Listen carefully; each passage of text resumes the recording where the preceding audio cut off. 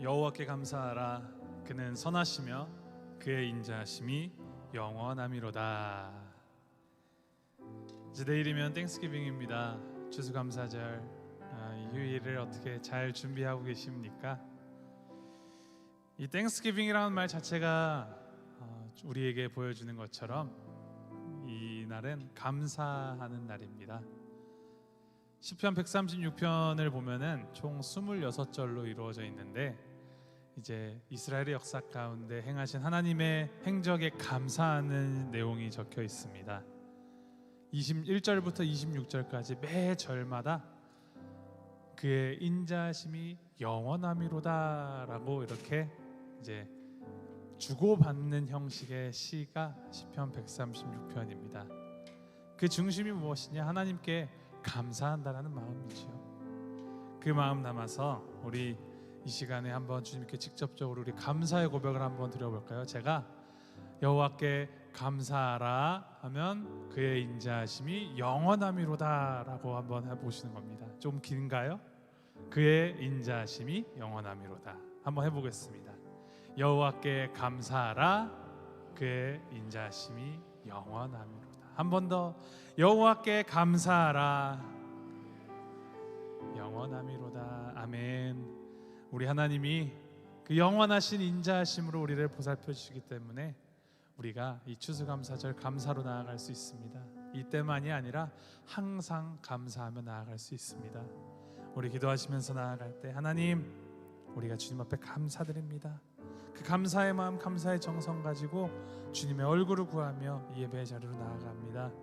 추수감사절을 목전에 두니 예배를 통하여서 더욱 주님께 감사의 고백을 드리게 하시고, 감사하는 마음으로 주님께 순전히 나아가는 이 시간 되게 하여 주시옵소서. 우리 주님 앞에 기도하시면서 나아가겠습니다. 함께 기도하시겠습니다.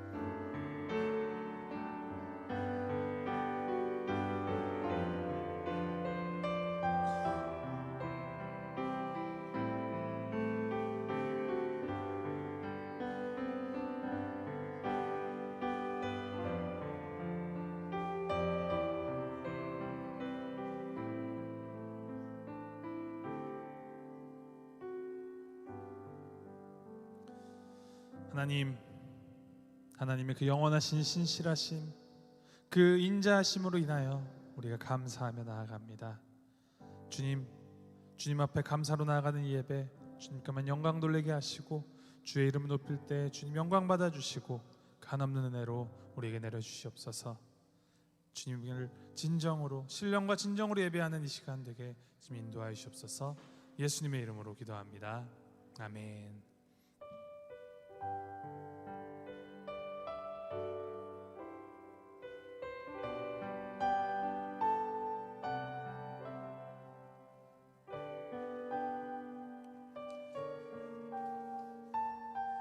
주님 앞에 감사의 고백으로 나아갑니다. 날 구원하신 주 감사, 모든 것 주심 감사, 지난 추억이 내 감사, 주 내 곁에 계시네.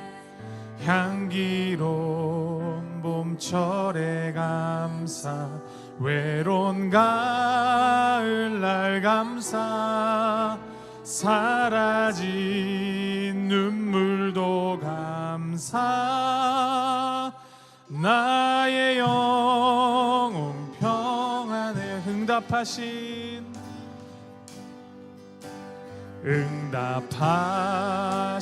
기도 감사, 거절하신 것 감사, 헤쳐나온 풍랑 감사, 모든 것 채우시네. 아픔과 기쁨도 감사, 절망 중 위로 감사, 측량 못할 은혜 감사, 그 신살 아픔과 기쁨도 감사, 아픔과 기쁨도 기쁨도 감사 절망 중 위로 감사 증량 못할 은혜 감사 크신 사랑 감사해. 이 시간 우리의 입술로 각자의 고백으로 주님 앞에 감사의 기도를 올려드리시겠습니다. 주님, 우리에게 이러한 걸 베풀어 주셔서 감사합니다. 혹은 베풀어 주지 않으신 것 또한 주님 감사합니다. 나의 삶을 돌아보시면서 한 해 동안 우리에게 베풀어 주신 그 은혜를 되하시면서 주님 앞에 감사의 기도로 함께 나아가겠습니다. 함께 기도하십니다.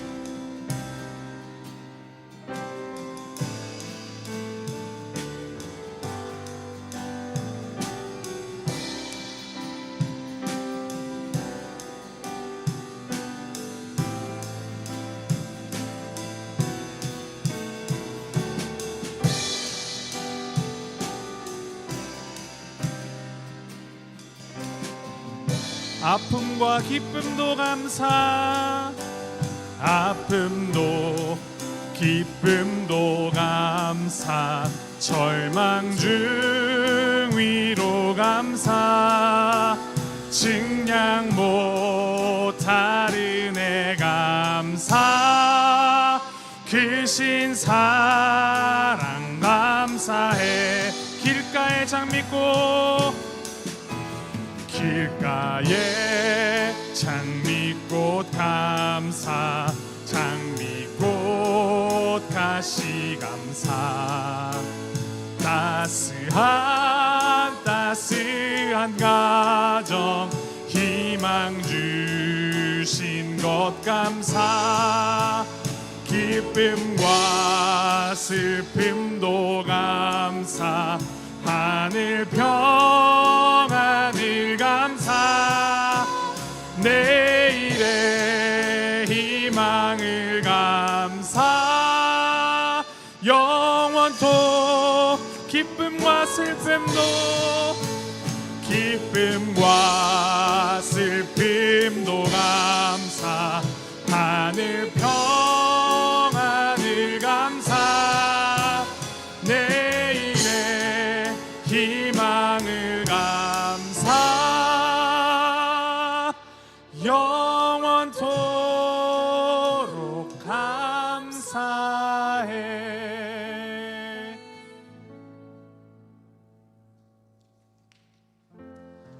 우리의 감사의 이유가 되신 우리의 삶의 이유가 되신 우리 주 하나님 앞에 우리 삶 올려드리시면서 함께 고백합니다.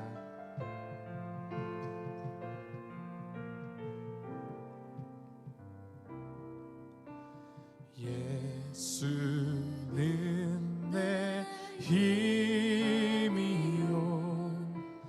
나의 기쁨 내 참 소망 그 이름의 생명이 내 삶의 이유라. 오직 주만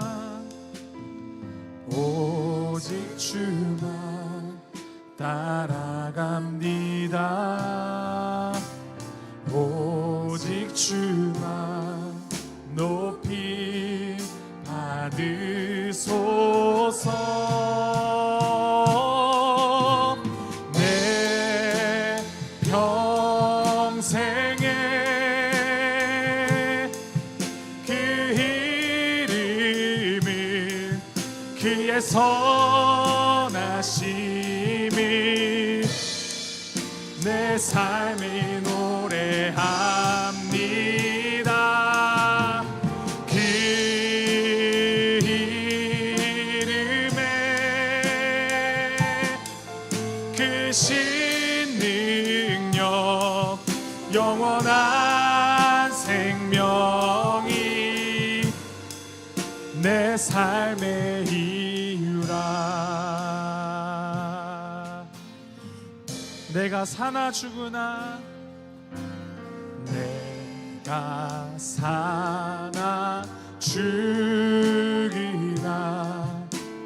그 이름을 위하여 모든 것 다 드리니 모든 것 다 드리니 나를 받으소서. 오직 주만 바라봅니다. 오직 주만 바라봅니다. 오직 주만 높임 받으소서. 나의 평생에 내 평생에 그 이름을 그의 선하심을 세상에 노래합니다. 그 이름에 그 신능력 영원한 생명이 내 삶의 이유라. 내 평생에 내 평생에 그 이름을 그의 선하심을 세상에 노래합니다. 그 이름에 그 신능력 영원한 생명이 내 삶에 다시 한번 마지막으로 고백합니다. 내 평생에 내 평생에 그 이름을 그의 선하심을 세상에 노래합니다. 그 이름에 그 신능력 영원한 생명이 내 삶의 이유라. 이 세상을 살아가는 동안에 나의 힘을 의지할 수 없으니 기도하고 낙심하지 말 것을 주께서 참 소망이 되심이 하나님의 꿈이 나의 비전이 되고 예수님의 성품이 나의 인격이 되고 성령님의 권능이 나의 능력이 되길 원하고 바라고 기도한 주의 길을 걸어가는 동안에 주의 길을 걸어가는 동안에 세상의 것 의지할 수 없어 감사하고 낙심하지 말 것은 주께서 참 기쁨이 되심이 하나님의 꿈이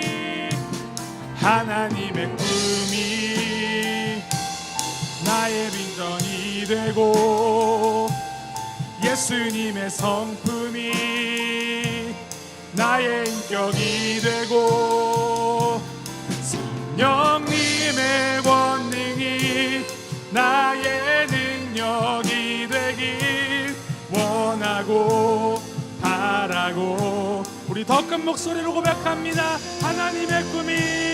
하나님의 꿈이 나의 비전이 되고 예수님의 성품이 나의 인격이 되고 성령님의 권능이 나의 능력이 되길 원하고 바라고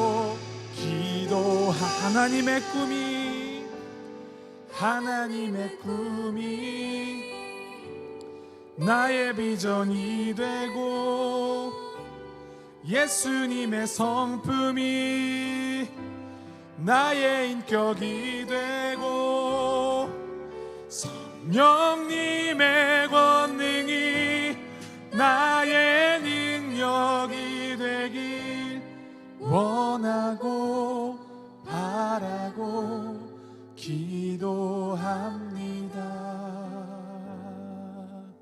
우리가 원하고 바라고 기도하는 것, 그것은 우리 하나님께 대한 감사로 반드시 이어져야 하는 것입니다.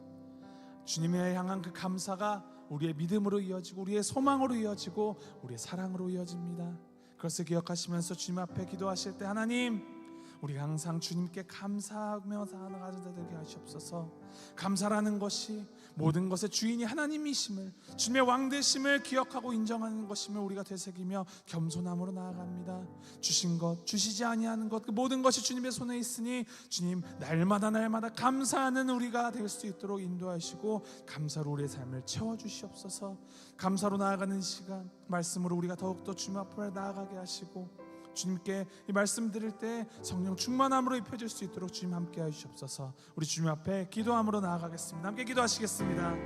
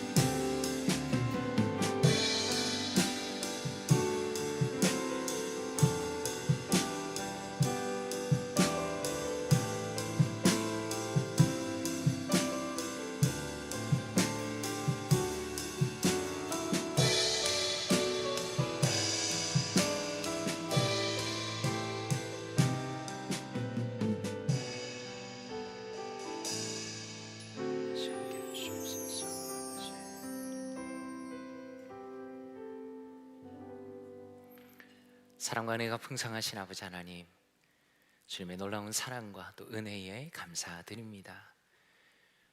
오늘 이 귀한 수요일 저녁에 이 감사의 주간에 하나님 앞에 나와 감사하며 또 하나님을 위하여 우리의 인생을 살아가겠다는 아름다운 찬양과 또 고백을 올려드리게 하시니 감사드립니다. 언제나 우리의 마음이 주님과 더 가까워지게 하시고 주님 안에서 감사가 넘치게 하시며 그리하여 우리 평생에 오직 주님만을 위하여 살아가는 우리 모두가 될 수 있도록 인도하여 주시옵소서. 또한 오늘의 예배가 바로 그러한 중요한 삶의 전환점이 되기를 원합니다. 한 번 한 번의 예배가 진실하고 또 주님 안에서 우리의 삶이 변화되며 천국을 향하여 한 걸음 한 걸음 진실하게 다가가는 우리 모두가 될 수 있도록 인도하여 주시옵소서. 이 모든 말씀 감사드리며 살아계신 주 예수 그리스도의 이름으로 기도드리옵나이다. 아멘. 함께 하나님의 말씀 보도록 하겠습니다. 오늘 함께 보실 하나님의 말씀은 에베소서 1장 20절에서 23절 말씀입니다. 에베소서 1장 20절에서 23절 말씀입니다.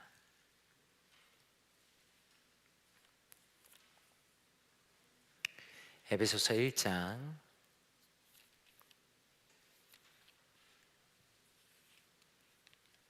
20절에서 23절까지 말씀입니다. 제가 가진 성경으로는 310페이지입니다. 함께 합독하도록 하겠습니다. 그의 능력이 그리스도 안에서 역사하사 죽은 자들 가운데서 다시 살리시고 하늘에서 자기의 오른편에 앉히사 모든 통치와 권세와 능력과 주관과 이 세상뿐 아니라 오는 세상에 일컫는 모든 이름 위에 뛰어나게 하시고 또 만물을 그의 발 아래에 복종하게 하시고 그를 만물 위에 교회의 머리로 삼으셨느니라. 교회는 그의 몸이니 만물 안에서 만물을 충만하게 하시는 이의 충만함이니라. 아멘. 화요일 날 우리 화요 기도 모임 하시는 장로님 권사님들과 함께 식사를 하면서 한 장로님께서 요즘에 성도님들께서 직접 성경을 가지고 오시지 않는 분이 참 많다, 그런 얘기를 하셨습니다. 한편으로는 시대가 많이 바뀌었기 때문에 셀폰으로 성경을 보는 분들도 있고 저도 셀폰으로 많이 봅니다. 근데 또 한편으로는 우리가 물리적인 하나님의 말씀을, 성경을 가지고 예배를 드리는 것도 참 중요하다라는 생각이 듭니다. 그래서 오늘은 에베소서 말씀을 드리면서 직접 가지신 분들이 필 수 있도록 조금 더 시간을 드렸습니다. 화면을 띄워주시면 좋겠습니다. 혹시 성도님들께서는 나의 찾기라는 셀폰의 기능을 알고 계신지 모르겠습니다.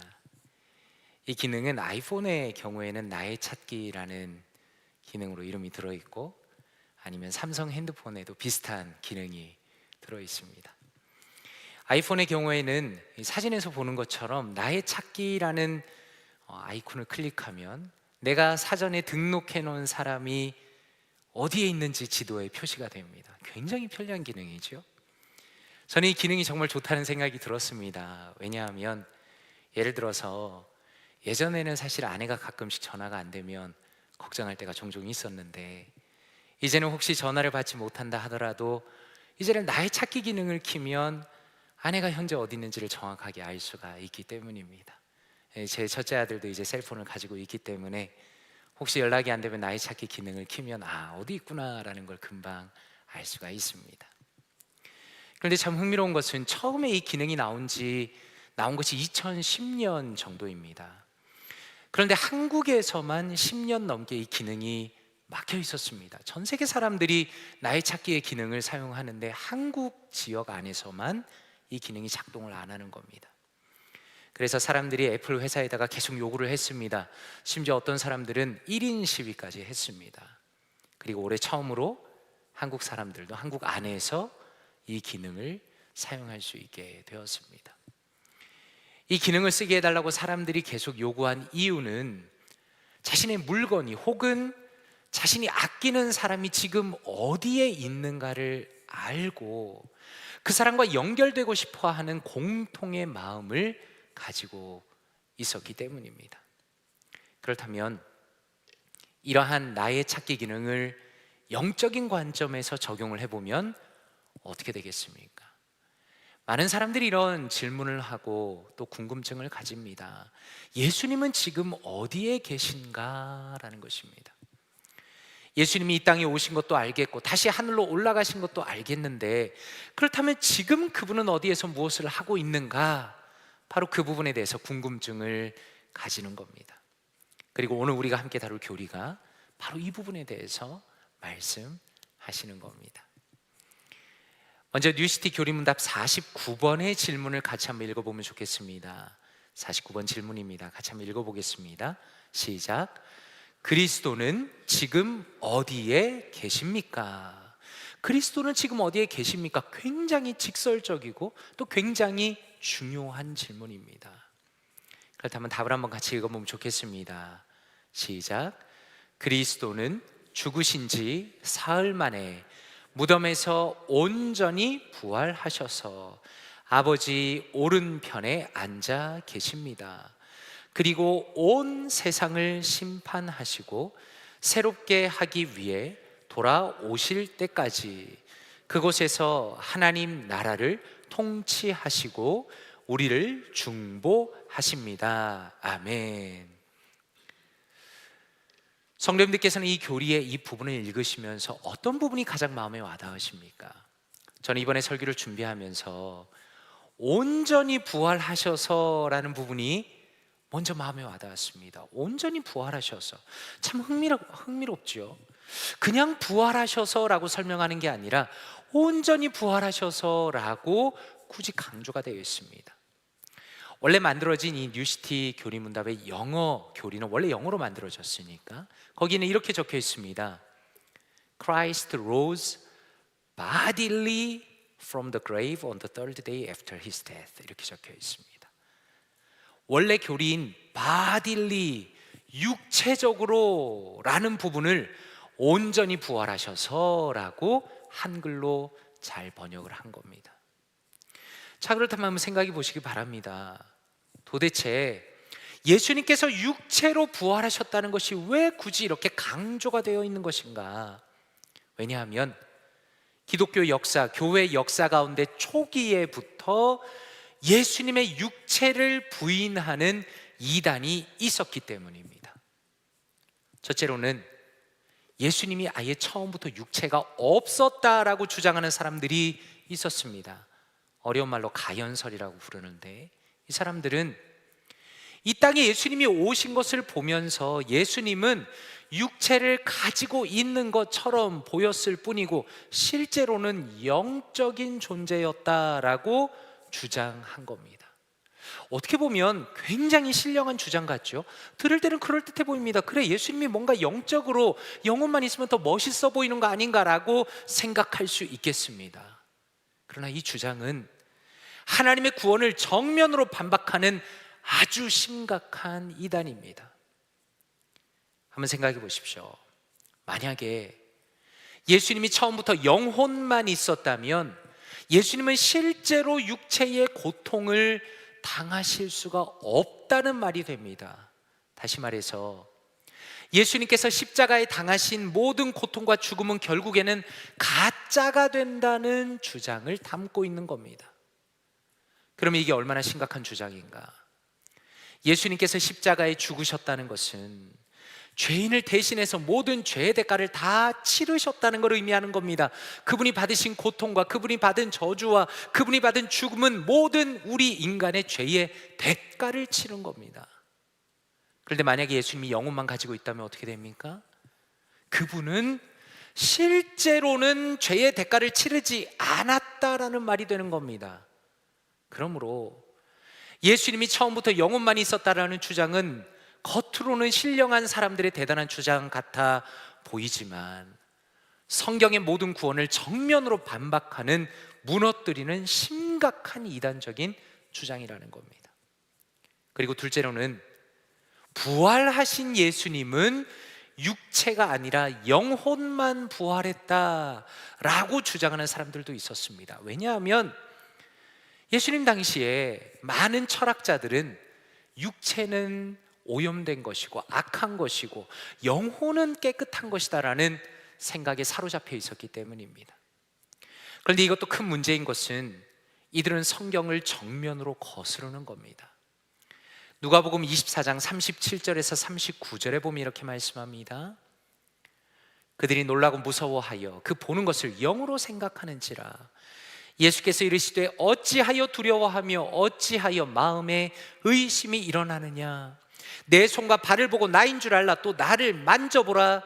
영은 살과 뼈가 없으되 너희 보는 바와 같이 나는 있느니라 라고 말씀합니다.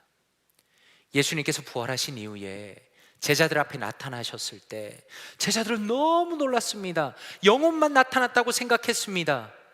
그런데 예수님께서는 자신의 육체적인 부활을 의심하는 제자들에게 내 손을 만져봐라, 도마에게는 내 옆구리를 만져봐라 라고 말씀하시면서 자신은 영혼과 육체가 함께 온전히 부활하셨다는 것을 분명히 말씀하는 겁니다. 그리고 더 나아가서 성경은 무엇이라고 말씀하는가? 고린도전서 15장 4절과 6절에 이렇게 말씀합니다. 장사 지낸 바 되었다가 성경대로 사흘 만에 다시 살아나사 게바에게 보이시고 후에 12 제자에게와 그 후에 500여 형제에게 일시에 보였나니 그 중에 지금까지 대다수는 살아있고 어떤 사람은 잠들었으며 라고 말씀합니다. 여기서 우리가 주목할 것은 무엇인가? 성경은 부활을 의심하는 모든 시선을 다 이겨냈다는 것입니다. 특별히 과학의 시대를 살아가는 이 시대의 사람들은 어떻습니까? 예수님의 부활 자체를 믿지 않는다는 겁니다. 그런데 성경은 무엇이라 말씀하는가? 예수님의 부활이라는 것이 수많은 증인들이 있다라고 말씀하는 겁니다. 지금도 마찬가지입니다. 법정에서 과연 그 사건이 진실입니까? 라고 말하는 것에 있어서 가장 중요한 건 증인입니다. 본 사람이 있는가? 고린도전서가 기록된 연대는 AD 53년에서 55년경에 기록이 된 겁니다. 다시 말해서 예수님이 죽으시고 부활하신 지 20년 정도 안팎밖에 되지가 않는다는 겁니다. 그러므로 바울 사도는 분명히 말씀하시기를 예수님의 부활의 증인이 너무나 많다는 겁니다. 도저히 사람들을 속일 수 있는 사건이 아니라는 겁니다. 지금 예수님의 부활이라는 것은 너무나 온전하고 너무나 확실한 것이어서 이미 이 기록이 적혀 있을 당시에도, 바울 사도가 편지를 쓸 때에도 그것을 목격한 사람들이 여전히 살아 있다는 겁니다. 그러므로 결론적으로 예수님께서 실제로 죽으시고 실제로 육체로 온전히 부활하셨다는 것은 그 누구도 부정할 수 없는 역사적인 사실이라는 것을 성경은 우리에게 분명히 알려주십니다. 그렇다면 부활하신 예수님은 지금 어디에 계시는가? 사도행전 1장 8절과 9절에 이렇게 말씀합니다. 이 부분은 같이 한번 읽어보면 좋겠습니다. 사도행전 1장 8절과 9절입니다. 시작. 오직 성령이 너희에게 임하시면 너희가 권능을 받고 예루살렘과 온 유대와 사마리아와 땅 끝까지 이르러 내 증인이 되리라 하시니라. 이 말씀을 마치시고 그들이 보는데 올려져 가시니 구름이 그를 가리어 보이지 않게 하더라. 아멘. 예수님께서는 부활하신 이후에 제자들을 만나시며 하나님의 나라에 대해서 말씀하시고, 그리고 마지막으로 제자들에게 약속을 주시고 동시에 명령을 하십니다. 성령님이 모든 제자들에게 반드시 오실 것이고, 그리고 제자들은 땅 끝까지 이르러 예수님의 증인이 될 것이다 라고 말씀하신 겁니다. 그리고 그들이 보는 중에 그들의 앞에서 하늘로 올라가십니다. 그렇다면 지금 예수님의 위치에 대해서는 성경은 무엇이라 말씀하는가? 아주 흥미로운 것은 예수님께서는 이 땅에 계실 때에 이미 이렇게 말씀하셨습니다. 예수님께서는 십자가의 죽음을 앞에 두고 신문을 받으시면서 누가복음 22장 69절에 이렇게 말씀하십니다. 같이 한번 읽어볼까요? 누가복음 22장 69절입니다. 시작. 그러나 이제부터는 인자가 하나님의 권능의 우편에 앉아 있으리라 하시니. 아멘. 참 이 말씀이 놀랍지 않습니까? 예수님께서 십자가 고난을 당하셨다는 것은, 그리고 그 전에 신문을 당하셨다는 것은 그 당시에 세상을 지배하는 가장 절대 권력들 앞에서 신문을 당하시는 겁니다. 보통 사람 같으면은 두려워서 말도 못했을 것입니다. 두려워 떨었을 것입니다. 그런데 예수님께서는 십자가의 죽음을 앞에 두시고도 이후에 일어날 부활과 자신의 위치에 대해서 확신하십니다. 하나님의 권능의 우편에 앉아 있을 것이다 라고 말씀합니다. 그리고 골로새서 3장 1절에 이렇게 말씀합니다. 같이 한번 읽어보면 좋겠습니다. 시작.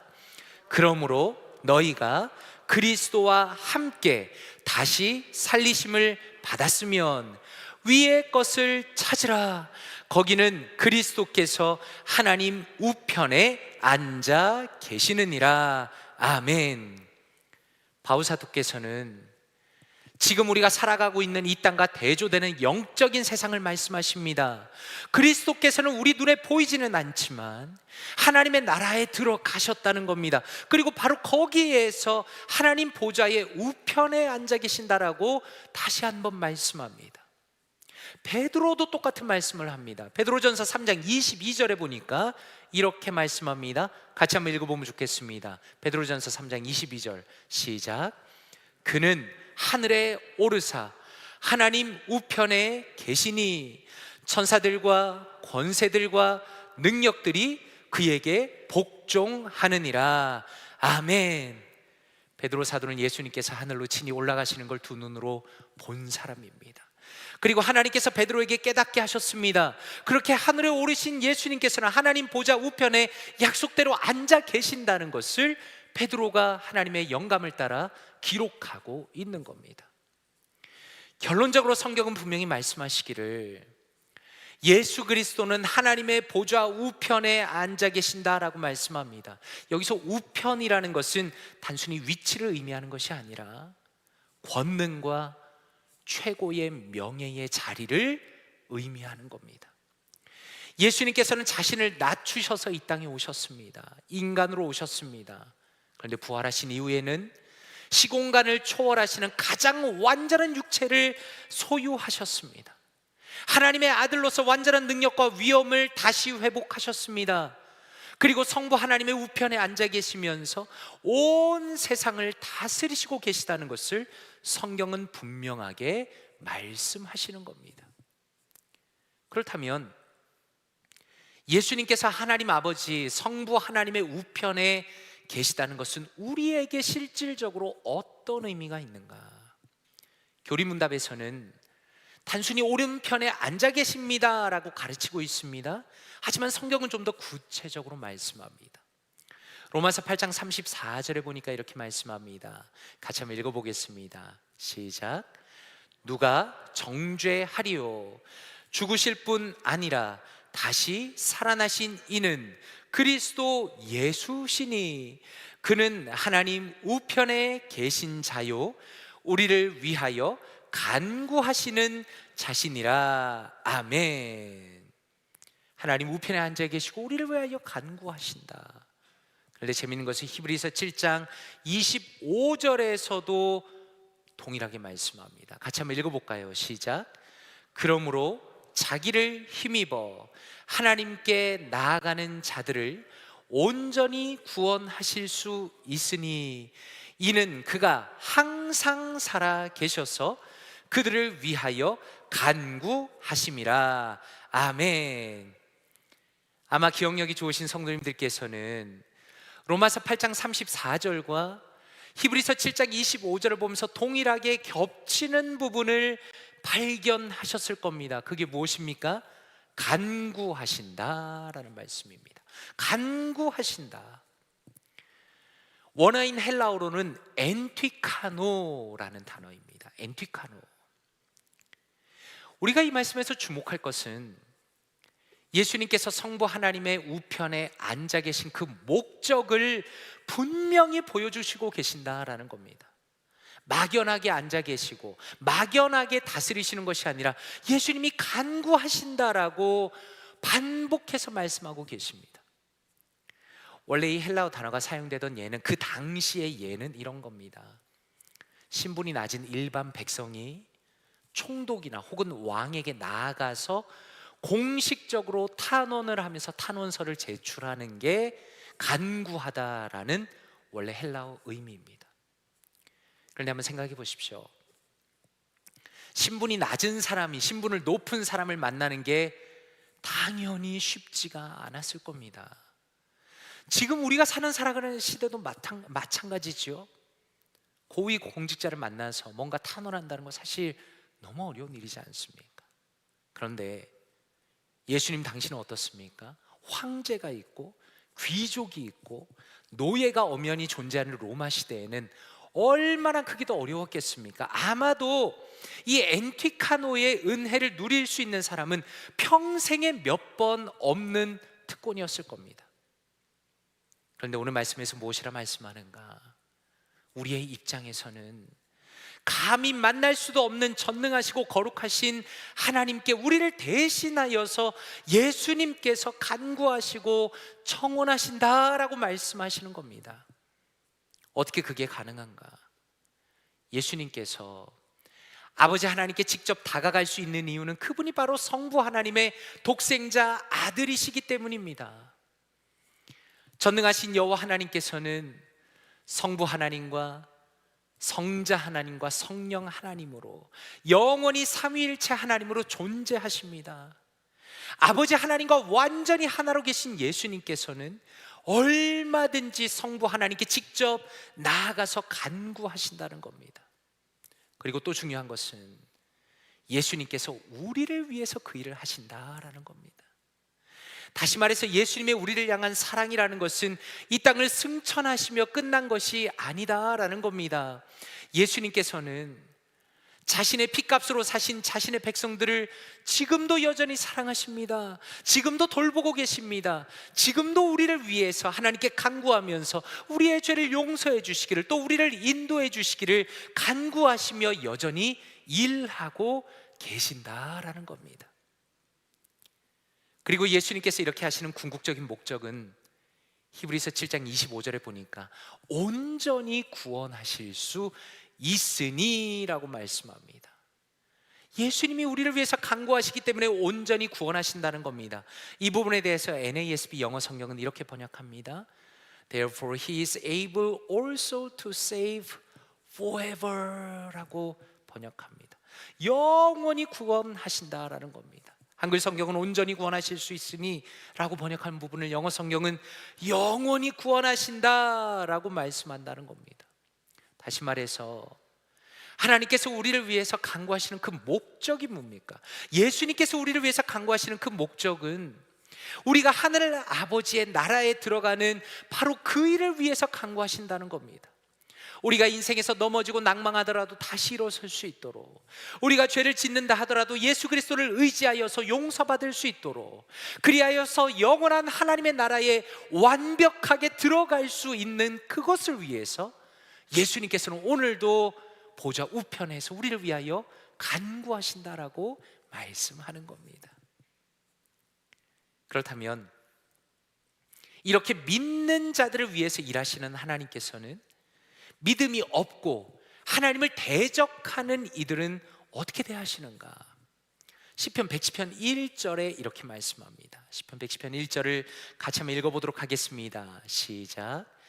여호와께서 내 주께 말씀하시기를 내가 내 원수들로 내 발판이 되게 하기까지 너는 내 오른쪽에 앉아 있으라 하셨도다. 아멘. 이 말씀은 어떻습니까? 이 말씀도 동일하게 하나님의 오른쪽을 말씀하십니다. 하나님의 오른쪽. 그래서 예수 그리스도에 대한 구약의 예언이라고 말할 수 있는 겁니다. 그런데 이 말씀이 독특한 부분은 무엇입니까? 예수님이 우편에 앉아 계신 것 맞습니다. 그런데 하나님을 대적하는 마귀와 또 마귀를 따르는 자들을 발판으로 만드실 것이다라고 말씀하는 겁니다. 고대 이집트나 메소포타미아의 예술 작품들을 보면 적이 엎드려져 있고 그 적의 목이나 혹은 머리 위에 발을 올려놓는 모습으로 왕의 위대함을 종종 표시합니다. 다시 말해서 이 말씀은 어떤 의미입니까? 모든 대적들이 보좌 우편에 계신 예수님에게 굴복하게 될 것을 의미하는 겁니다. 그래서 오늘 교리문답에도 보면 온 세상을 심판하시고 새롭게 하기 위해 돌아오실 때까지라고 가르치고 있는 겁니다. 그래서 우리가 결론적으로 기대할 수 있는 것은 무엇입니까? 예수 그리스도께서는 보좌 우편에서 여전히 죄인을 기다리신다는 겁니다. 여전히 인내하신다는 겁니다. 그리고 동시에 자신을 믿는 자를, 자신을 의지하는 자를 위하여 끊임없이 아버지 하나님께 간구하고 계신다라는 것입니다. 그리고 또 한편으로는 직접 이 땅에 다시 오실 날을 준비하신다는 겁니다. 인간의 역사를 종결 지으실 것이다 라는 겁니다. 모든 악을 심판하실 그날을 친히 준비하고 계신다라고 말씀하는 겁니다. 그런 면에서 예수 그리스도께서 보좌 우편에 계시다는 것은 한없는 은혜의 메시지이기도 하고 동시에 엄청난 심판의 메시지이기도 한 것입니다. 시편 37편을 보면 다윗이 이렇게 고백합니다. 1절부터 6절까지 천천히 같이 한번 읽어보면 좋겠습니다. 시편 37편 1절에서 6절입니다. 시작. 악을 행하는 자들 때문에 불평하지 말며 불의를 행하는 자들을 시기하지 말지어다. 그들은 풀과 같이 속히 배임을 당할 것이며 푸른 채소같이 쇠잔할 것이미로다. 여호와를 의뢰하고 선을 행하라. 땅에 머무는 동안 그의 성실을 먹을거리로 삼을지어다. 또 여호와를 기뻐하라. 그가 내 마음의 소원을 내게 이루어 주시리로다. 내 길을 여호와께 맡기라. 그를 의지하면 그가 이루시고 내 의를 빛같이 나타내시며 내 공의를 정오의 빛같이 하시리로다. 아멘. 아마 성도님들께서도 잘 아시는 다윗의 시편일 것이라고 생각합니다. 저는 이번에 예수 그리스도의 보좌 우편에서의 중보 사역과 마지막 심판을 묵상하면서 오늘의 이 시편이 너무나 우리에게 의미가 있다라는 생각이 들었습니다. 그리고 우리가 오늘을 어떻게 살아가야 하는가에 대해서 다시 한번 진지하게 생각하게 되었습니다. 제가 봤을 때 우리가 겪는 영적인 어려움 혹은 실수는 우리의 영적인 지식들이 토막이 나 있다라는 겁니다. 성도님들과 대화를 나눠보면 어떤 분들은 예수님의 십자가에만 포커스가 맞춰져 있습니다. 예수님이 우리를 위해서 죽으신 것, 바로 그것이 그분의 인생의 전부입니다. 너무나 중요한데 평생 동안 예수님의 십자가만이 그분에게 존재합니다. 또 어떤 분들은 예수님의 부활에만 초점을 맞춥니다. 또 어떤 분들은 예수님의 재림에만 초점을 맞춥니다. 그래서 온갖 이단들이 등장하면서 마치 자신이 예수님이 언제 올 것을 맞출 수 있는 것처럼 주장하는 분들까지 생기는 겁니다. 그런데 성경은 그 전체를 하나로 연결한다는 겁니다. 그리고 분명한 초점이 있다는 겁니다. 예수 그리스도는 죽으시고 온전히 부활하셨습니다. 하나님의 우편에 지금 앉아 계십니다. 우리를 위하여 지금도 중보하고 계십니다. 그리하여서 예수님께서는 우리의 구원을 완성시키실 것입니다. 그러므로 오늘 지금의 이 순간에 우리가 주님의 뜻 가운데 살아가야 한다고 말씀하는 겁니다.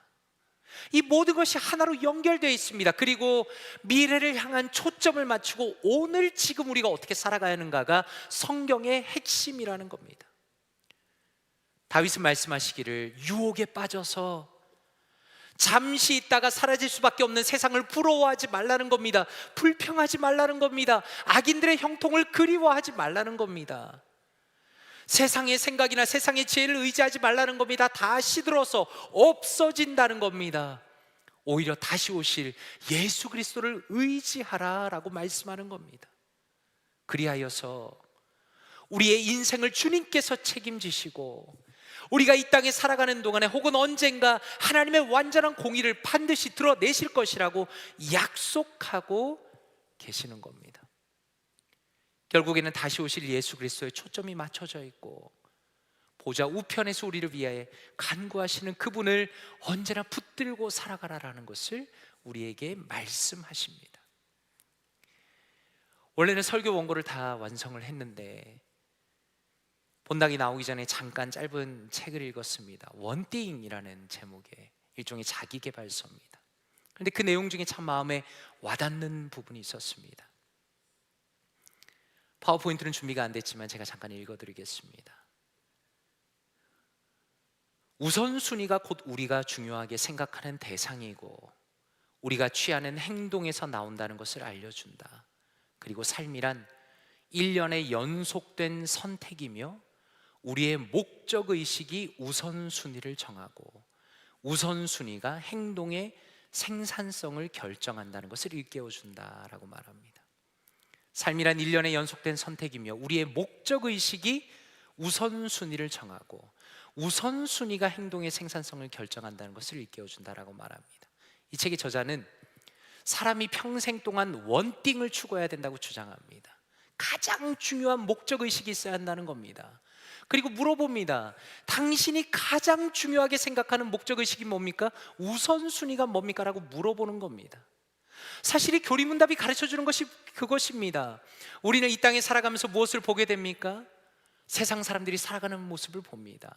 세상 사람들은 자기의 명예를 위해서, 부를 위해서, 자신의 행복을 위해서 살아갑니다. 그래서 그것이 목적입니다. 그리고 그것을 우선순위에 놓고 살아갑니다. 그러나 이 교리가 가르쳐주는 것은 예수 그리스도께서 우리의 하나님의 우편에 앉아 계시고 우리를 위해서 중보하시고 우리가 하나님의 나라에 들어갈 것이기 때문에 당신의 우선순위는 예수님의 뜻을 따라서 살아가야 한다라고 말씀하는 겁니다. 그러므로 이 내용은 단순히 추상적인 얘기가 아닙니다. 제가 교리 설교할 때마다 제일 제 스스로한테 생각하는 겁니다. 성도님들은 어떻게 듣고 계십니까? 정 목사가 앞에서 예수님이 보좌 우편에 앉아 계신다는 거, 그 팩트를 가르쳐 주려고 저렇게 열심히 하는구나. 그게 아닙니다. 예수님께서 보좌 우편에 계신다는 것은 그분이 내 인생의 목적이고 내 인생의 우선순위고 내가 하나님의 나라를 위해서 살아가야 한다는 그것을 가장 선명하게 가르쳐 주는 겁니다. 그러므로 간절히 바라기는 우리가 이 땅에 살아가는 동안에 영적인 나의 찾기를 언제나 켜고 살아가십시오. 가끔씩 핸드폰에 문제가 생기면 아내가 지금 어디 있는가가 보이지가 않습니다. 제 아들이 지금 어디 있는가가 보이지가 않습니다. 영적으로 병든 사람은 나의 찾기를 끄고 살아가는 사람입니다. 예수님이 어디 계신지를 잊어버리고 사는 사람입니다. 관심을 갖지 않고 살아가는 사람입니다. 그러나 성경은 분명하게 말씀하시기를 승천하신 예수 그리스도는 하나님의 보좌 우편에 앉아 계시고 지금도 확실하게 존재하시고 나를 이끌어 가신다, 나의 구원을 완성하신다라고 말씀하는 겁니다. 세상의 악인의 형통을 부러워하지 말고 오직 여호와 하나님을 기뻐하시면서 우리의 길을 그분에게 온전히 맡기면서 믿음의 길을 힘있게 살아가시는 사랑하는 모든 성도님들 되시기를 주님의 이름으로 축원드립니다. 이 시간에 한번 찬양하면 좋겠습니다.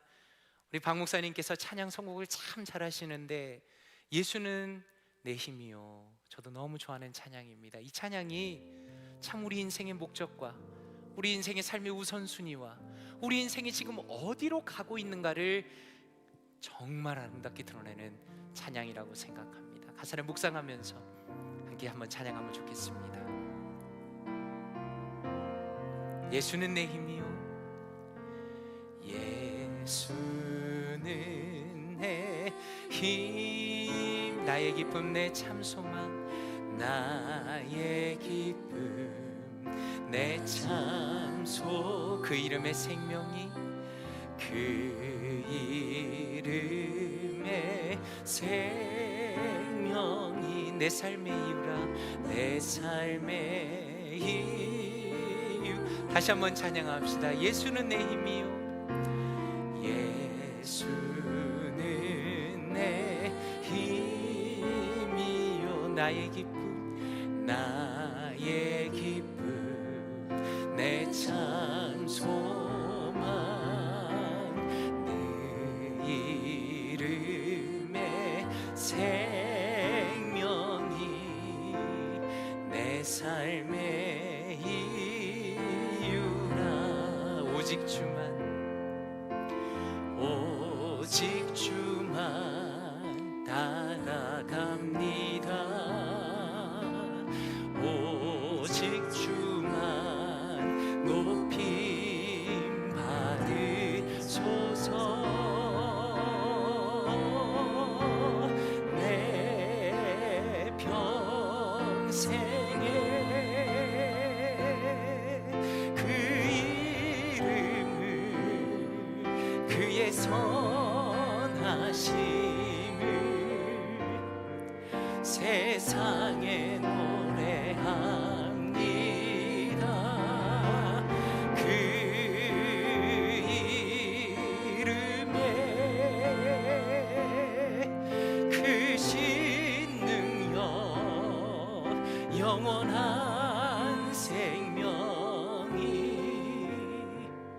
내 삶의 이유라. 우리 한번 가슴에 손을 얹고 찬양합시다. 예수는 내 힘, 나의 기쁨, 내 참 소망, 나의 기쁨, 내 참 소망, 그 이름에 생명이 내 삶의 힘. 다시 한번 우리의 온 마음을 다해서 진심으로 고백합니다. 예수는 내 힘이요, 예수는 내 힘이요, 나의 기쁨, 내 참 소망, 그 이름에 생명이 내 삶의 이유라. 오직 주만 따라갑니다. 오직 주만 따라갑니다. 오직 주만 높임 받으소서. 우리 한번 두 손 들고 찬양합시다. 내 평생에, 내 평생에 그 이름을 그의 선하심을 세상에 노래합니다. 그 이름에 크신 능력, 영원한 생명이 내 삶의 이유라. 이 시간 한번 동성으로 기도하기 원합니다. 사랑하는 성도 여러분, 이 시간에 기도할 때 이렇게 기도하면 좋겠습니다. 하나님, 예수 그리스도의 보혈의 공로로 주님의 자녀되게 하시며, 주님께서 지금도 하나님의 보좌 우편에서 저를 위하여 간구하시며 인도하시니 감사드립니다. 주님의 은혜를 언제나 기억하며 감사와 찬양을 올려드리는 복된 성도 되게 하여 주시옵소서. 또한 기도하실 때 아버지 하나님, 그리스도의 간구하심 때문에 오늘 하루를 신실하게 살아가기 원합니다. 세상의 유혹과 세상의 주장에 빠져들지 않게 하시고, 오직 주님의 말씀에 따라서 진실한 성도의 삶을 살아갈 수 있도록 저와 우리 교회를 인도하여 주시옵소서. 이 시간에 말씀을 묵상하시면서 함께 기도합니다. 기도하겠습니다. 하나님 아버지 감사합니다. 하나님 감사합니다. 하나님, 예수 그리스도의 보혈의 공로로 인하여, 예수 그리스도의 그 십자가의 공로와 부활하심으로 인하여 하나님, 우리가 주님의 자녀되게 하시니 감사합니다. 하나님, 주님께서 지금도 우리를 위하여 간구하시며 지금도 우리를 위하여 인도하시니 감사드립니다. 하나님, 주님의 십자가의 공로와 십자가의 은혜와 주님의 부활하심과 주님의 우리를 위하여 베풀어 주시는 그 공로가 하나님, 우리가 언제나 기억하기 원합니다. 언제나 감사와 찬양을 올려드리기 원합니다. 하나님, 우리의 삶 가운데, 우리의 이 순간에 하나님, 특별히 이 감사의 주간 가운데 하나님, 주님을 향한 감사와 하나님, 주님을 향한 찬양이 우리의 심령 속에서 끊이지 않도록 인도하여 주시옵소서. 하나님, 우리가 주님 앞에 나아갈 때마다, 주님의 말씀을 대할 때마다, 주님 앞에 기도할 때마다, 주님 앞에 나아갈 때마다 하나님, 예수 그리스도의 그 보혈의 공로와 하나님, 주님께서 지금도 우리를 위하여 간구하시며 인도하신다는 그 영광스러운 사실이 하나님, 우리의 마음에 감격이 되기 원합니다. 기쁨이 되기 원합니다. 즐거움이 되기 원합니다. 감사가 되기 원합니다. 우리의 영혼이 하나님, 참으로 진실한 감사와 진실한 찬양을 주님 앞에 온전히 올려드리는 복된 성도 되게 하여 주시옵소서. 하나님, 그리하여 우리 볼티모어 교회는 언제나 감사가 넘치는 교회가 되기 원합니다. 예수 그리스도를 향하여 감사하며, 예수 그리스도께 감사하며, 주님의 간구를 기도하며 기뻐하며 감사하는 하나님, 우리 자신과 우리 볼티모어 교회가 되게 하여 주시옵소서. 하나님, 그리스도의 간구하심을 믿고 바라봅니다. 하나님, 그리하여 오늘 하루를 신실하게 살아가기 원합니다. 하나님, 세상의 유혹이 너무나 많고, 하나님, 세상의 탐욕이 우리의 마음에 들어올 때가 너무나 많고, 하나님, 참으로 우리의 마음이 주님의 뜻을 따라가지 않을 때가 너무나 많이 있으나 하나님, 예수 그리스도께서 우리를 우리를 위하여 간구하시며 하나님의 보좌 우편에서 우리의 편이 되어주시며 우리를 인도하신다는 그 사실 때문에 하나님, 우리가 주님의 말씀에 따라서 진실한 삶을 살아가기 원합니다. 하나님, 우리의 삶, 우리의 삶 가운데 하나님, 오늘 하루가 주님의 뜻 가운데 살아가기 원합니다. 주여, 세상이 다 주님을 떠나버린다 할지라도 하나님, 여기 있는 우리 사랑하는 성도님들과 저희의 인생은 하나님, 우리의 주님을 향한 믿음을 가지고 신뢰를 가지고 아버지여 주님의 길을 걸어갈 수 있도록 인도하여 주시옵소서. 내 삶의 이유는 하나님 오직 예수 그리스도이십니다. 우리의 삶의 이유는 오직 예수 그리스도이십니다. 그리스도께서 지금도 우리를 붙들고 계시며 그리스도께서 우리를 지금도 인도하여 계시며 그리스도께서 지금도 우리를 붙들고 가시기 때문에 하나님, 우리의 삶이 주님 앞에서 진실하기 원합니다. 하나님, 우리의 마음이 주님 앞에 진실하며 나가기 원합니다. 하나님, 정직하기 원합니다. 성실하기 원합니다. 아버지, 진실하기 원합니다. 하나님, 믿음으로 한 걸음 한 걸음 걸어가기 원합니다. 주여, 하나님의 뜻이 우리의 뜻이 되게 하시며 주여, 그리스도의 마음이 우리의 마음이 되게 하시며 하나님, 오직 우리의 삶이 예수 그리스도를 초점으로 하여서 우리의 삶의 우선순위가 주님께 있으며 하나님, 그리하여 우리가 천국 가는 그날까지 하나님 주님을 향하여 살아갈 수 있도록 인도하여 주시옵소서. 우리 볼티모 교회가 그런 교회가 되기 원합니다. 하나님, 경건의 모양만 갖춘 교회가 아니라 경건의 능력 있는 교회가 되게 하시며 하나님, 참으로 하나님께서 기뻐하시는, 하나님께서 하나님 참으로 이 시대 가운데 들어 사용하시는 믿음의 교회가 되게 하여 주시옵소서. 오 주여, 교회의 머리시는 그리스도이심을 믿습니다. 하나님, 보좌 우편에서 우리를 위하여 간구하시는 예수 그리스도, 주님을 바라보며 주님을 소망하며 주님을 낭망하며 오늘 하루와 우리의 평생을 진실하게 살아갈 수 있도록 하나님 인도하여 주시옵소서. 하나님, 함께하여 주시옵소서. 주여, 인도하여 주시옵소서. 하나님, 함께하여 주시옵소서. 내 평생에